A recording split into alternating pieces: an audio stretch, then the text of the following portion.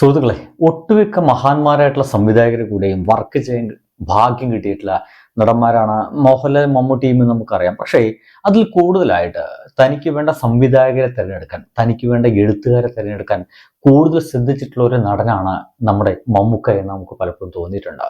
പലപ്പോഴും ആരെങ്കിലും എവിടെയെങ്കിലൊക്കെ ഇരുന്നൊരു കഥ എഴുതുന്ന സമയത്ത് നിങ്ങളുടെ ആ കഥയിൽ ഞാനുണ്ടോ എന്ന് അങ്ങോട്ട് വിളിച്ചു ചോദിക്കുന്ന സ്വഭാവം പലപ്പോഴും മമ്മൂട്ടിക്ക് ഉണ്ടെന്ന് പറയാം. കാരണം അങ്ങനെ കിട്ടിയൊരു വേഷമാണ് രഞ്ജിത്തിന്റെ ഒരു സിനിമയുണ്ട്, തൃശ്ശൂരുകാരന്റെ ഭാഷ സംസാരിക്കുന്ന പ്രാഞ്ചിയേട്ടൻ എന്ന് പറയുന്ന ഒരു സിനിമ. ആ ഒരു സിനിമ അങ്ങനെ കിട്ടിയതാണ്. തൃശ്ശൂരിൽ എവിടെയോ കഥ എഴുതാൻ വേണ്ടി രഞ്ജിത്ത് ഇരിക്കുന്നുണ്ടെന്ന് അറിഞ്ഞപ്പോൾ മമ്മൂക്ക അങ്ങോട്ട് വിളിച്ചു ചോദിക്കുകയാണ്, താൻ തൃശ്ശൂർ ഉണ്ടെന്ന് കേൾക്കുന്നു, ഒരു കഥ സിനിമ പ്ലാൻ ചെയ്യുന്നുണ്ട് കേൾക്കുന്നു, ആ ഒരു സിനിമയിൽ ഞാൻ ഉണ്ടോ എന്ന് ചോദിക്കുമ്പോൾ ആ ഒരു ചോദ്യത്തെ നിരാകരിക്കാൻ കഴിയാത്ത വിധത്തിലേക്ക് രഞ്ജിത്ത് മാറിപ്പോവുകയും ഒപ്പം തന്നെ നിങ്ങളില്ലാതെ ഞാൻ എങ്ങനെയൊരു സിനിമ എടുക്കുക എന്നുള്ള ആ ഒരു ഉത്തരത്തിന്റെ ബാക്കിയാണ് പ്രാഞ്ചിയേട്ടൻ ദ സെയിന്റ് എന്ന് പറയുന്ന സിനിമ. നമുക്കറിയാം ഇങ്ങനെ ഒരുപാട് കഥകൾ ഈ ഒരു സിനിമ തെരഞ്ഞെടുക്കുന്നതിന്റെ ഭാഗമായിട്ട് മമ്മൂട്ടിക്ക് വന്നു ചേരാറുണ്ട്. കൃത്യമായിട്ട് പറയുകയാണെങ്കിൽ ഒരല്പം കുറച്ച് പുറകിലോട്ട് പോകാം. 148ാമത്തെ സിനിമ, മമ്മൂട്ടിയുടെ 148ാമത്തെ സിനിമ അരപ്പട്ട കെട്ടിയ ഗ്രാമത്തിൽ നിന്നുള്ള പി പത്മരാജന്റെ മെയ് 1, 1986 ഇറങ്ങിയ ഒരു സിനിമയാണ്. സക്കറിയ എന്ന് പറയുന്ന ഒരു കഥാപാത്രമായിട്ടാണ് മമ്മൂട്ടി അതിൽ അഭിനയിക്കുന്നത്. എനിക്ക് തോന്നുന്നത് ഒരു ഓഫ് ബീറ്റ് സിനിമ, ഒരു പക്ഷേ ആ ഒരു കാലഘട്ടത്തിൽ പലപ്പോഴും ഓഫ് ബീറ്റ് അല്ലെങ്കിൽ അവാർഡ് സിനിമ എന്നൊക്കെ പറഞ്ഞ രീതിയിൽ മാറ്റപ്പെട്ടുള്ള സിനിമകൾ ഒന്ന് തന്നെയായിരിക്കണം പത്മരാജന്റെ സിനിമകൾ. ഒരു കാലഘട്ടത്തിൽ അംഗീകരിക്കപ്പെടാതെ പോവുകയും പിന്നീട് മലയാളികൾ ഏറ്റെടുക്കുകയും അതിനെക്കുറിച്ച് വാനോളം പുകഴ്ത്തുകയും ചെയ്തിട്ടുണ്ട്. ചില സംവിധായകർക്ക് അങ്ങനത്തെ ഒരു പ്രശ്നമുണ്ട്. അവർ ജീവിച്ചിരിക്കുന്ന കാലഘട്ടത്തിൽ അവരെ സിനിമകൾ ആരും അംഗീകരിക്കില്ല. പിന്നീട് കുറച്ച് കാലം കഴിഞ്ഞ് പക്ഷേ അവർ ഈ മണ്ണിൽ നിന്ന് പോയി കഴിഞ്ഞ ശേഷം മാത്രം അംഗീകരിക്കപ്പെടുന്ന ഒരവസ്ഥയിലേക്ക് പല സംവിധായകരും പല സിനിമകളും മാറ്റപ്പെട്ടിട്ടുണ്ട്. അങ്ങനത്തെ ഒരു സംവിധായകൻ തന്നെയാണ് പി പത്മരാജൻ എന്ന് പറയുന്ന സിനിമ. അദ്ദേഹത്തിന്റെ അരപ്പട്ട കിട്ടിയ ഗ്രാമത്തിൽ എന്ന് പറയുന്ന ആ ഒരു സിനിമ ഒരുപക്ഷെ മമ്മൂട്ടിയുടെ അവാർഡ് സിനിമകൾ എന്നൊക്കെ പറഞ്ഞ് നമ്മൾ മാറ്റി നിർത്തപ്പെട്ട സിനിമകളിലെ ആദ്യത്തെ സിനിമയാണെന്ന് നമുക്ക് പറയേണ്ടി വരും. പിന്നീട് കുറച്ചു കാലം കഴിഞ്ഞിട്ടാണ് അങ്ങനത്തെ ഒരു നല്ല സിനിമകളിലേക്ക്, ഒരുപക്ഷെ നല്ലത് എന്ന് പറയുന്നത് അദ്ദേഹത്തിന് അഭിനയിക്കാനുള്ള ഒരു സാധ്യതകളുള്ള സിനിമ എന്നൊക്കെ പറയാം. അങ്ങനത്തെ സിനിമ പിന്നീട് എത്തുന്നത് 253ാമത്തെ സിനിമയാണ്. ക്രമമായിട്ട് മമ്മൂട്ടിയുടെ സിനിമകളെല്ലാം വൃത്തിയായിട്ട് നോക്കുന്ന സമയത്ത് 253ാമത്തെ സിനിമ വിധേയൻ എന്ന് പറയുന്ന സിനിമയാണ്. അടൂർ ഗോപാലകൃഷ്ണന്റെ സിനിമയാണ്. ഫെബ്രുവരി 4, 1994 ഈ ഒരു സിനിമ ഇറങ്ങുന്നത്. ഭാസ്കർ പട്ടേലാണ് ഒരു കഥയുമായിട്ട് ബന്ധപ്പെട്ടാണ് ആ ഒരു കഥ നമ്മൾ വിളിക്കുക, ആ ഒരു സിനിമ നമ്മൾ വിളിക്കുന്നത്. ഭാസ്കർ പട്ടേലർ ഒരുപക്ഷെ ഇത്രയും ക്രൂരനായിട്ടുള്ള എന്നാൽ അതേസമയം തന്നെ അവസാനം വിധിക്ക് വിധേയനായി പോകുന്ന ഒരു മനുഷ്യന്റെ കഥയാണ്. ക്രൂരനാണെങ്കിലും തൻ്റെ മുമ്പിലുള്ള ആ ഒരു ജന്മത്വം വളരെ പതുക്കെ ഇല്ലാണ്ടായി കൊണ്ടിരിക്കുന്നുള്ള സിമ്പലുകളൊക്കെ ആ ഒരു സിനിമയിൽ അങ്ങായിട്ട് നമ്മുടെ സംവിധായകനായിട്ടുള്ള അടൂർ ഗോപാലകൃഷ്ണൻ വെച്ചിട്ടുണ്ട്. തുടക്കത്തിൽ നമുക്കറിയാം അദ്ദേഹം ഇരിക്കുന്ന ഒരു കസേരയുണ്ട്, പക്ഷെ ആ കസേരയ്ക്ക് ഒരു കൈയില്ല.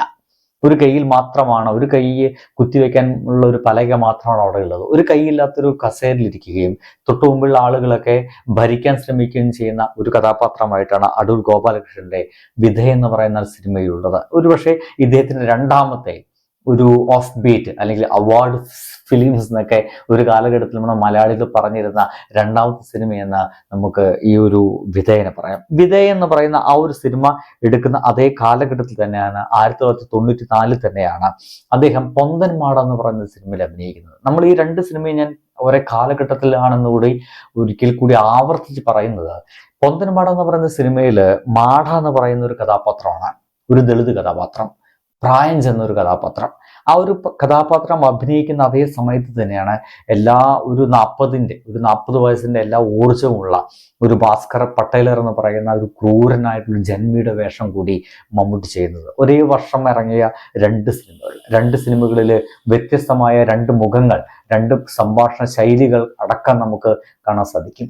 മാട ഒരല്പം ഒരു ആലപ്പുഴ ദളിത് സംസ്കാരത്തിലുള്ള ഒരു ഭാഷ സംസാരിക്കുന്ന സമയത്ത് നമ്മുടെ വിധേയൻ എന്ന് പറയുന്ന സിനിമയിലെ ഭാസ്കർ പട്ടേലർ ഒരല്പം കന്നഡ കലർന്ന ഒരു ഭാഷയാണ് നമ്മുടെ മുമ്പിലേക്ക് കൊണ്ടുവന്നിരുന്നത്. എത്ര അനായാസമായിട്ടാണ് ആ ഒരു ഭാഷാ പ്രയോഗം മമ്മൂട്ടി എന്ന് പറയുന്ന മനുഷ്യൻ കൊണ്ടിരിക്കുന്നതെന്ന് ഇപ്പോൾ ആലോചിക്കുമ്പോൾ നമുക്ക് അത്ഭുതം തോന്നിപ്പോകും.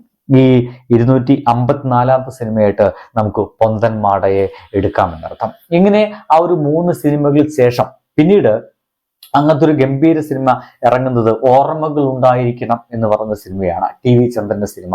ജനുവരി 31, 1995 ടൈലർ ഭാസി എന്ന് പറയുന്ന ഒരു കഥാപാത്രമായിട്ടാണ് ഇദ്ദേഹത്തിന്റെ 259ാമത്തെ സിനിമയായിട്ടുള്ള ഓർമ്മകൾ ഉണ്ടായിരിക്കണം എന്ന് പറയുന്ന ആ ഒരു സിനിമ ഇറങ്ങുന്നത്. ആ സിനിമയ്ക്ക് ശേഷം ഓർമ്മകൾ ഉണ്ടായിരിക്കും എന്ന് പറയുന്ന ടി വി ചന്ദ്രന്റെ സിനിമ അത്രയ്ക്ക് ഗംഭീരമായിട്ടുള്ള വാഴ്ത്തപ്പെടേണ്ട സിനിമയാണെന്ന് എനിക്ക് തോന്നുന്നില്ല.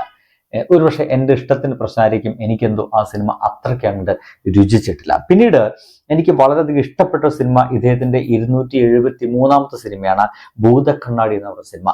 ഭൂതക്കണ്ണാടി ചിത്രീകരിച്ച അതിലത്തെ ചില രംഗങ്ങളെല്ലാം ചിത്രീകരിച്ച കുന്നംകുളത്തെ ആ ഒരു പുലിമടയിൽ ഈ അടുത്ത സമയത്ത് ഞാൻ പോയിട്ട് ചെറിയ വീടിട്ടുണ്ട്. കഴിയുമെങ്കിൽ കാണുക, അല്ലെങ്കിൽ വിട്ടേക്ക് കേട്ടോ. എന്തായാലും ഭൂതക്കണ്ണാടി എന്ന പറയുന്ന സിനിമ നമ്മുടെ മുമ്പിലേക്ക് എത്തിക്കുന്നത് ലോഹിതദാസാണ്. അദ്ദേഹത്തിന്റെ ആദ്യത്തെ സംവിധാന സംരംഭം. ഭൂതക്കണ്ണാടി നമ്മുടെ മുമ്പിലേക്ക് എത്തിയത് 1997 അതിൽ വിദ്യാധരൻ എന്ന് പറയുന്ന കഥാപാത്രമുണ്ട്. ഭൂതക്കണ്ണാടി ഒന്നുമില്ല, ഈ വാച്ച് മറ്റും റിപ്പയർ ചെയ്യുന്ന സമയത്ത് കണ്ണിന്റെ ഉള്ളിൽ ഇങ്ങനെ ആ റിപ്പയർ ചെയ്യുന്ന ആളുകളൊക്കെ വെക്കുന്ന ഒരു ചെറിയ ലെൻസ് ഉണ്ട്. അതിനെ ഭൂതക്കണ്ണാടി എന്ന് പറയും. അങ്ങനെ ആ ലെൻസിലൂടെ എല്ലാറ്റിനെയും നോക്കിക്കാണാൻ ശ്രമിക്കുന്ന ഒരു മനുഷ്യന്റെ, എല്ലാറ്റിനും വലുതായി കാണാൻ ശ്രമിക്കുന്ന ഒരു മനുഷ്യന്റെ കഥയാണ്.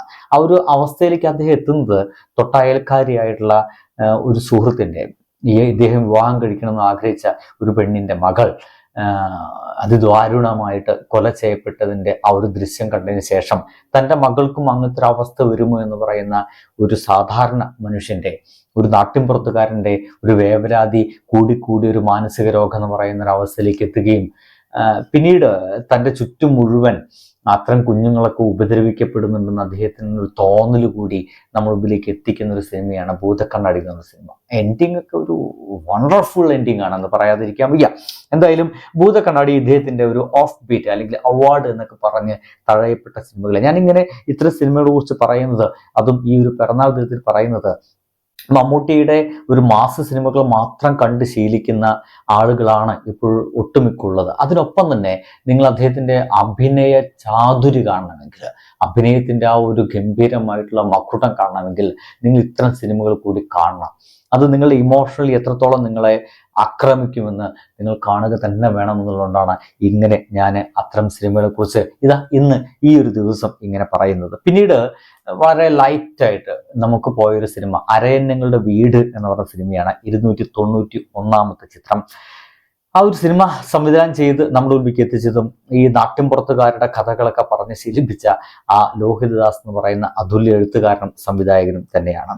2000 ആ ഒരു സിനിമ നമ്മുടെ ഉപയോഗിക്കുന്നത്. രവീന്ദ്രൻ എന്ന് പറയുന്ന കഥാപാത്രം വീട്ടിൽ നിന്ന് ഒളിച്ചോടി പോവുകയും വളരെ കാലം ഒരു അന്യനാട്ടിൽ എന്ന് വെച്ച് കഴിഞ്ഞാൽ ഒരു ഹിന്ദി സംസാരിക്കുന്ന നാട്ടിലെത്തുകയും അവിടെ നിന്ന് വിവാഹം കഴിക്കുകയും പിന്നീട് ഓർമ്മകളുമായിട്ട് സ്വന്തം നാട്ടിലേക്ക് എത്തുകയും തിരിച്ചു പോകാൻ സാധിക്കാതിരിക്കുകയും കുടുംബക്കാര് വീണ്ടും അദ്ദേഹത്തെ അട്ടിപ്പായിപ്പിക്കാനുള്ള ശ്രമം നടത്തുകയും സ്വന്തം വീട് വിട്ട് പോകേണ്ടി വരുന്ന ഒരു രവീന്ദ്രൻ എന്ന് പറയുന്ന ഒരു മനുഷ്യന്റെ കഥയാണ് ഈ ഒരു സിനിമയിലൂടെ നമുക്ക് പറഞ്ഞു തരാൻ ശ്രമിക്കുന്നത്. കാണേണ്ട സിനിമയാണ് പ്രിയ സുഹൃത്തുക്കളെ. നിങ്ങൾ ഈ ഒരു ദിവസമെങ്കിലും അത്തരം ഒരു സിനിമകളൊക്കെ എടുത്തു കാണണം. പിന്നീട് 300ാമത്തെ സിനിമ. ഞാൻ ഈ സിനിമ നിങ്ങൾ കാണണമെന്നൊന്നും പറയില്ല, പക്ഷേ ടി വി ചന്ദ്രൻ എന്ന് പറയുന്ന ആ ഒരു മനുഷ്യൻ ഇറക്കിയ അതിഗംഭീരമായ സിനിമകളിൽ ഒന്നാണ് ഡാനി എന്ന് പറയുന്ന ഒരു സിനിമ. ഡാനി എന്ന് പറയുന്ന സിനിമയുടെ ആ ഒരു മേക്കിംഗ് തന്നെ പല പ്രത്യേകത ഉണ്ട്. ഡാനി ഒരു പ്രാധാന്യമില്ലാത്തൊരു കഥാപാത്രമാണ്. എന്ന് വെച്ച് കഴിഞ്ഞാൽ നമ്മുടെ ഭൂമിയിൽ സാധാരണയായിട്ട് ജനിച്ചു വീഴുന്ന ഒരു സാധാരണ മനുഷ്യൻ, സാധാരണ രീതിയിൽ തന്നെ മരിച്ചു പോകുന്ന മനുഷ്യൻ. പക്ഷേ അദ്ദേഹത്തിന്റെ ജനനത്തിന്, അദ്ദേഹത്തിന്റെ ജീവിതത്തിൽ നടക്കുന്ന ഓരോ സംഭവങ്ങൾക്കും നമ്മുടെ കേരളത്തിലെ വലിയ വലിയ സംഭവങ്ങൾ നടക്കുന്ന ആ ഒരു നിമിഷവുമായിട്ട് വലിയ ബന്ധമുണ്ട്. അങ്ങനെ കൊണ്ടുപോകുന്ന ഒരു സിനിമയാണ് ഡാനി എന്ന് പറയുന്ന ഒരു സിനിമ. അതും ഞാൻ ഈ മുമ്പ് പറഞ്ഞ പോലെ അവാർഡ് സിനിമ എന്നൊക്കെ പറഞ്ഞ് മാറ്റി നിർത്തപ്പെട്ട ഒരു സിനിമയാണ്. പിന്നീട് ഞാൻ പറയുന്നത് അവാർഡ് സിനിമ എന്ന് പറയുന്ന ഗണത്തിൽപ്പെടുന്ന ഒരു സിനിമയല്ല. ഇത് ഇദ്ദേഹത്തിന്റെ 311ാമത്തെ സിനിമയാണ്. അപരിചിതൻ എന്ന് പറയുന്ന സിനിമ. സഞ്ജയ് ശിവൻ സംവിധാനം ചെയ്ത 7-ാം തീയതി സെപ്റ്റംബർ മാസം 2004 ഈ ഒരു സിനിമ നമ്മൾ മുമ്പിലേക്ക് എത്തിയത്. രഘുറാം എന്ന് പറയുന്ന ഒരു വൈൽഡ് ലൈഫ് ഫോട്ടോഗ്രാഫറിന്റെ ഒരു സിനിമ. അതെന്താ പറയാ, മമ്മൂട്ടി മരണപ്പെട്ട സിനിമ, മമ്മൂട്ടിയെ കൊന്ന സിനിമ. ആ ഒരു മരണമാണ് ഒരുപക്ഷെ നമ്മളിലേക്ക് ആ ഒരു സിനിമ കൂടുതലായിട്ട് ആഴ്ന്നിറങ്ങാൻ കാരണമായിട്ടുണ്ടായിരിക്കുക എന്ന് എനിക്ക് തോന്നുന്നുണ്ട്. എനിക്കിപ്പോഴും ഇഷ്ടപ്പെട്ട അല്ലെങ്കിൽ എഡിറ്റിങ്ങിലെ അതിൽ അഭിനയിച്ച ചില കഥാപാത്രങ്ങൾ ഒരു അഭിനയശേഷി കൊണ്ട് മാത്രം പരാജയപ്പെട്ടു പോയതാണ് ആ ഒരു സിനിമ എന്നുകൂടി നമുക്ക് തോന്നിപ്പോകുന്ന ഒരു സിനിമ കൂടിയാണ് അപരിചിതൻ പറയുന്ന സിനിമ. എനിക്ക് ഇഷ്ടപ്പെട്ട സിനിമകൾ ഒന്നാണ്. കണ്ടിട്ടില്ലെങ്കിൽ നിങ്ങൾ ആ ഒരു സിനിമ കാണുക തന്നെ വേണം. പിന്നീട് 327ാമത്തെ സിനിമയായിട്ട് കറുത്ത പക്ഷികൾ എന്ന് പറയുന്ന സിനിമയുണ്ട്. കമലാണ് സംവിധാനം ചെയ്തിട്ടുള്ളത്. നവംബർ 17-ാം തീയതി 2006 നമ്മുടെ മുമ്പിലേക്ക് കറുത്ത പക്ഷികൾ എന്ന് പറയുന്ന ആ ഒരു സിനിമ എത്തുന്നത്. അതേ വർഷം തന്നെ 2006 തന്നെ 3 സിനിമകൾ, 2007 ഒരു സിനിമയുണ്ട്, 2007 2 സിനിമകളും 2007 ഒരു സിനിമയും എത്തുന്നുണ്ട്. അതിന് ക്രമമായിട്ട് പറയുകയാണെങ്കിൽ പളുങ്ക്, പിന്നൊന്ന് കയ്യൊപ്പ് എന്ന് പറയുന്ന സിനിമയാണ്. കയ്യൊപ്പ് ഒരു വണ്ടർഫുൾ ഫിലിമാണ്, ഒരു സംശയമില്ല. ഈ ഒരു മുരുകൻ എന്ന് പറയുന്ന കഥാപാത്രമാണ് എന്തൊക്കെയായാലും ഈ കറുത്ത പക്ഷി എന്ന് പറയുന്ന സിനിമയിലായിട്ട് അദ്ദേഹം അഭിനയിക്കുന്നത്. മുരുകൻ ഒരു തമിഴ്നാട്ടുകാരനാണ്. തൻ്റെ മകൾക്ക് കാഴ്ചശക്തിയില്ല. പക്ഷേ കേരളത്തിലെ ഒരു പെൺകുട്ടി, അസുഖം വന്ന് മരിച്ചു പോകുന്ന ഒരു സ്ത്രീ, കാഴ്ചശക്തി തൻ്റെ കണ്ണ് കൊടുക്കാമെന്ന് പറഞ്ഞതിൻ്റെ ഭാഗമായിട്ട് തൻ്റെ മകൾക്ക് കണ്ണ് കിട്ടും എന്നുള്ളൊരു മോഹവുമായിട്ട് നടക്കുന്ന മുരുകൻ എന്ന് പറയുന്ന ഒരു സാധാരണക്കാരനായിട്ടുള്ള തമിഴനായിട്ടുള്ള ഒരു മനുഷ്യന്റെ കഥ പറഞ്ഞു പോകുന്ന സിനിമയാണ്. മമ്മൂട്ടി ഇങ്ങനെയാണ്. ഇങ്ങനത്തെ കുറച്ച് സിനിമകളൊക്കെ ഈ ഒരു മനുഷ്യൻ തൻ്റെ ഇടവേളകളിൽ അല്ലെങ്കിൽ അതിനുവേണ്ടി സമയം ചെലവഴിക്കും എന്നുള്ളതാണ്. നമുക്കറിയാം, ഈ അടുത്ത കാലത്ത് ഇറങ്ങിയ ഭൂതകാലം എന്ന് പറയുന്ന സിനിമകളൊക്കെ എടുത്തു നോക്കി, ഭൂതകാലല്ല കേട്ടോ, ബ്രഹ്മയുഗം എന്ന് പറയുന്ന സിനിമകളൊക്കെ എടുത്തു നോക്കി നമുക്കറിയാം അദ്ദേഹം അങ്ങനെയാണ്. പളുങ്ക് ബ്ലസ്സിയുടെ സിനിമയാണ്, അവാർഡ് സിനിമ തന്നെയാണ്. അദ്ദേഹത്തിന് 2006 ഈ ഒരു സിനിമ ഇറങ്ങുന്നത്, മോനിച്ച് എന്ന് പറയുന്ന ഒരു കഥാപാത്രമായിട്ട്. പിന്നെ കയ്യൊപ്പ്, ഞാൻ പറഞ്ഞ രഞ്ജിത്തിന്റെ സിനിമയാണ് കേട്ടോ. രഞ്ജിത്തിന് എങ്ങനെ കഴിഞ്ഞു കയ്യൊപ്പ് പോലത്തെ ഒരു സിനിമ എടുക്കാൻ? വെറും ഈ മാടമ്പി സിനിമകൾ മാത്രം എടുത്താന്നിരുന്ന മനുഷ്യൻ എങ്ങനെയാണ് കയ്യൊപ്പ് പോലത്തെ ഒരു സിനിമ ഈ ഒരു മനുഷ്യന്റെ തലച്ചോറിൽ വന്നത് എന്ന് എനിക്ക് പലപ്പോഴും സംശയം തോന്നിയിട്ടുണ്ട്. 2007 ഇറങ്ങിയ ഒരു സിനിമയാണ് ബാലചന്ദ്രൻ എന്ന് പറയുന്ന ഒരു എഴുത്തുകാരന്റെ സിനിമയാണ്. ബാലചന്ദ്രൻ വെറൊരു എഴുത്തുകാരനല്ല, അപാരമായിട്ടുള്ള ഒരു മനുഷ്യ സ്നേഹിയാണ്. കോഴിക്കോട്ടെ ആ ഒരു മനുഷ്യ സ്നേഹി വേറൊരു പെൺകുട്ടിക്ക് വേണ്ടിയിട്ട്, ഒരു ചെറിയ പെൺകുട്ടിക്ക് വേണ്ടിയിട്ട് സമ്പത്ത് മുഴുവൻ ചെലവഴിക്കാൻ ശ്രമിക്കുന്നതും കാണണം. ഞാൻ മുഴുവൻ പറയുന്നില്ല. ഒരു ഗംഭീര പഴയ ഹിന്ദി പാട്ടൊക്കെ അതിലേക്ക് റീമേക്ക് ചെയ്ത് വെച്ചിട്ടുണ്ട്. അങ്ങനെ കണ്ടിരിക്കാവുന്ന, വളരെയധികം ഹൃദയ നൈർമല്യം ഇത് കണ്ടിരിക്കുകയും എൻഡിങ്ങിൽ വളരെയധികം നമ്മളെ വേദനിപ്പിക്കുകയും ചെയ്യുന്ന ഒരു സിനിമയാണ് കയ്യൊപ്പ് എന്ന് പറയുന്നത്. ഈ കയ്യൊപ്പിന് ശേഷം പിന്നീട് ഇദ്ദേഹത്തിൻ്റെ ഒരു ഓഫ് ബീറ്റ് അല്ലെങ്കിൽ അവാർഡ് സിനിമ എന്ന രീതിയിലൊക്കെ നമുക്ക് പറയാൻ കഴിയുന്ന ഒന്ന് കേരള കഫേ എന്ന് പറയുന്ന സിനിമ ഇറങ്ങിയിരുന്നു. 347ാമത്തെ സിനിമയാണ് മമ്മൂക്കയുടെ. ലാൽ ജോസിന്റെ സംവിധാനത്തില് കേരള കഫേയിലെ പുറം കാഴ്ചകൾ എന്ന് പറയുന്ന സിനിമയുണ്ട്. പേരില്ല കേട്ടോ, ഈ ഒരു കഥാപാത്രത്തിന് പേരില്ല. നമ്മൾ ആരൊക്കെയാണ് ആ ഒരു കഥാപാത്രം? അല്ലെങ്കിൽ നമ്മളൊരു ബസ്സിൽ സഞ്ചരിക്കുമ്പോൾ നമ്മുടെ തൊട്ടടുത്തൊക്കെ അത്തരത്തിലൊരു കഥാപാത്രം ഇരിക്കുന്നുണ്ടായിരിക്കാം എന്ന് നമുക്ക് തോന്നിപ്പോകും. അങ്ങനത്തെ ഒരു കഥാപാത്രമാണ്. നമ്മുടെ തൊട്ടടുത്തിരിക്കുന്ന ഒരാളുടെ ഇമോഷൻസ് നമ്മൾ എത്രത്തോളം മനസ്സിലാക്കും? ഒരു യാത്ര നമ്മളൊപ്പം കൂടുന്ന ഒരാളുടെ ഇമോഷൻസ് നമ്മൾ എത്രത്തോളം മനസ്സിലാക്കും? എന്ത് ഇമോഷനുമായിട്ടായിരിക്കാം നമ്മുടെ ഒപ്പം ഉള്ള ഒരാൾ യാത്ര ചെയ്യുന്നുണ്ടായിരിക്കുക എന്നൊക്കെ ഒരുപാട് ചിന്തകളുടെ ഭാഗമായിട്ടുണ്ടാക്കിയ ഒരു സിനിമയാണ്. ഒരു വണ്ടർഫുൾ ഫിലിം തന്നെയാണ് നമ്മുടെ കേരള കഫയിലെ പുറം കാഴ്ചകൾ എന്ന് പറയുന്ന സിനിമ. പിന്നീട് കുട്ടിസ്രാങ്ക്, ഷാജിയൻ കരുണിന്റെ സിനിമയാണ്. കുട്ടിസ്രാങ്ക് 2010 റിലീസായത്. കുട്ടിസ്രാങ്ക് എന്ന് പറയുന്ന ഇത് തന്നെയാണ് അതിലത്തെ കഥാപാത്രത്തിന്റെ പേര്.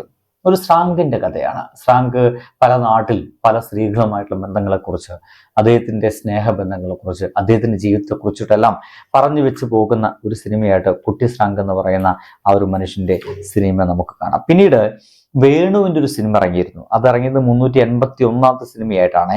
മുന്നറിയിപ്പ് എന്നാണ് ആ ഒരു സിനിമയുടെ പേര്. CK രാഘവൻ ഒരു സീരിയൽ കൊലപാതകയാണ്. ഒരു സീരിയൽ കൊലപാതകം എന്ന് വെച്ച് കഴിഞ്ഞാൽ അതെങ്ങനെയാ പറയാ, അത്രയും ഗംഭീരമായിട്ടാണ് സിനിമ നമ്മുടെ മുമ്പിൽ എക്സിക്യൂട്ട് ചെയ്ത് വെച്ചിട്ടുള്ളത് കേട്ടോ. മുന്നറിയിപ്പ് നിങ്ങൾ കാണണം എന്ന് കൂടി പറയുന്നു. പിന്നീട് പത്തേമാരി ഈ അടുത്ത കാലത്ത് ഇറങ്ങിയാണ്, പള്ളിക്കൽ ശ്രീ നാരായണൻ എന്ന് പറയുന്ന ഒരു മനുഷ്യന്റെ. പിന്നീട് അവാർഡ് സമയത്ത് എന്തൊക്കെയോ പ്രശ്നങ്ങൾ പറഞ്ഞ് തള്ളപ്പെട്ട ഒരു സിനിമ കൂടിയുണ്ട്. 2019 ഇറങ്ങിയ, ഫെബ്രുവരി മാസത്തിൽ ഇറങ്ങിയ പേരൻപ് എന്ന് പറയുന്ന തമിഴ് സിനിമ.